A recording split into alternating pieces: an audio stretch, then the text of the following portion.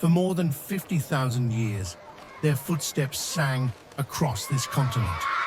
On this night, the land would test them like never before.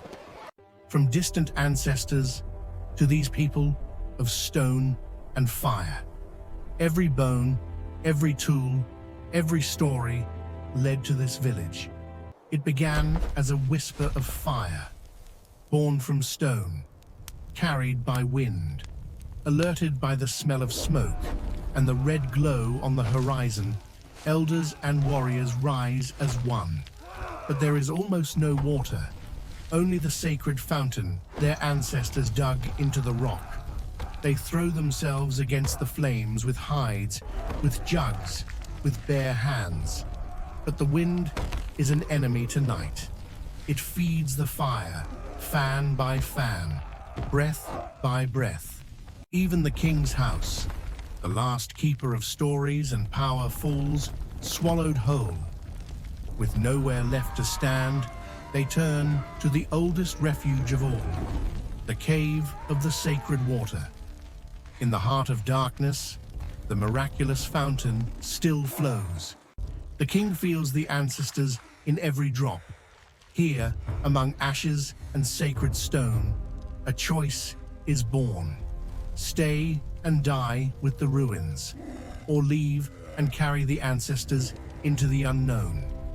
They gather what the fire could not reach: stone axes, wooden spears, sinew-bound knives, the ancient tools of survival. Grief hangs heavy, but their heads remain high. In their culture, to carry sorrow is to carry strength.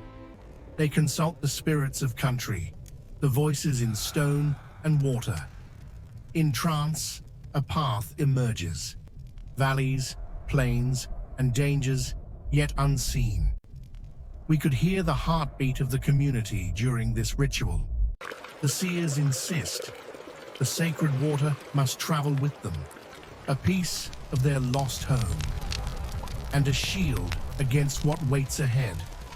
Their footprints overlap with those of distant ancestors. Time folds, and the land remembers every step. They wait for the moon to rise again. In its light, the path will begin. Another vision. Before you go, you must visit the place of bones. Take one ancestor with you as guardian and guide. Among the resting spirits, he chooses one bone.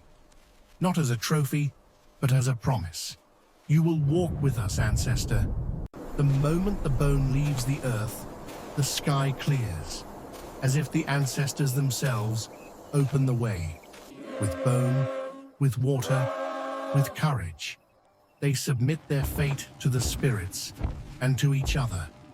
They descend into a valley carved by older waters. Every shadow could hide a predator, every rock an omen. From the earth's throat, a scream tears the air. Children freeze. Mothers clutch them close. Their bodies are raw from fire and heat. Some start to believe they will not see the sunrise. Remember, dawn does not always bring peace. He calls on the gods of nature, on the voices of rock and water.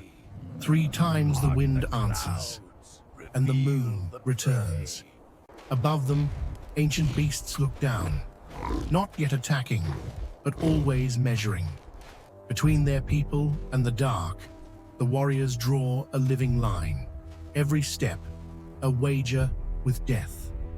When even the moon abandons them, a single star remains, as if the sky itself whispers, "Keep going." But the valley is never truly still. Something hungry has been listening.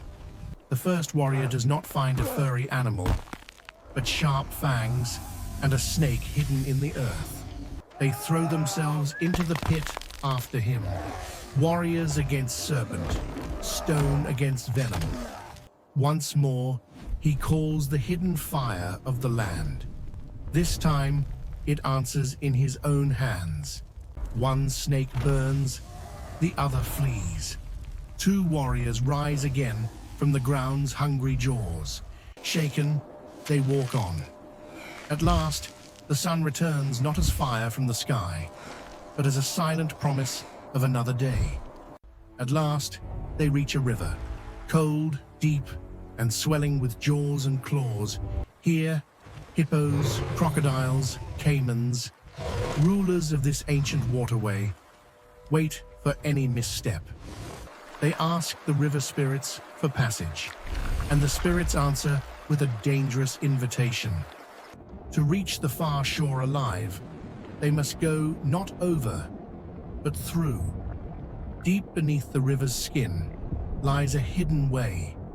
Each forehead is touched by the miraculous fountain water. This is no simple crossing. It is a powerful pact with the river gods. They enter the river as one body, many hearts, trusting the visions of their seers and the strength of their warriors. In the suffocating dark, the first battle for the crossing erupts.